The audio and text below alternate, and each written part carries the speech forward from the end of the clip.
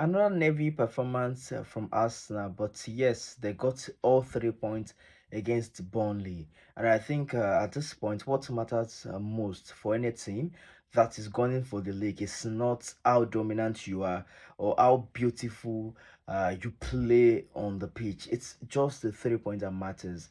And all they need to do is just win three finals. That's one final against Burnley, another against Crystal Palace, then against PSG on May 30th. They've won against Burnley, and they're waiting for what happens between Manchester City and Bournemouth, and then the final game in the season that is against Crystal Palace. So, if they get to win this final game, they would be lifting the trophy. If Man City drops points against Bournemouth, they would have won the trophy before the final game. And they have a couple of players who have performed excellently, and but they need to win the league for them to be able to cross the line, for them to be regarded as one of the best teams in the Premier League. So let's go into the game. In the first half, they were able to dominate Burnley, got a goal in the first half, had a couple of half chances, they could not bury that. Scored in the 37th minute and kept on knocking and knocking. Entered into the second half, and that was where they lost a lot of balls, even in dangerous areas. They were lucky not to have had, one or two players sent off.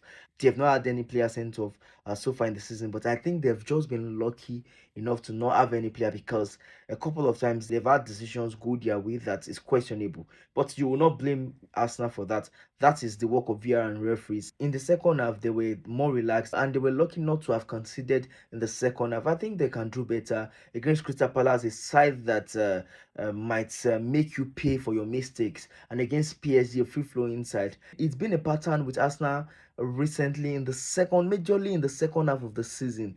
They play the first half as if their life depends on it, and the second half has been terrible and not sometimes not terrible.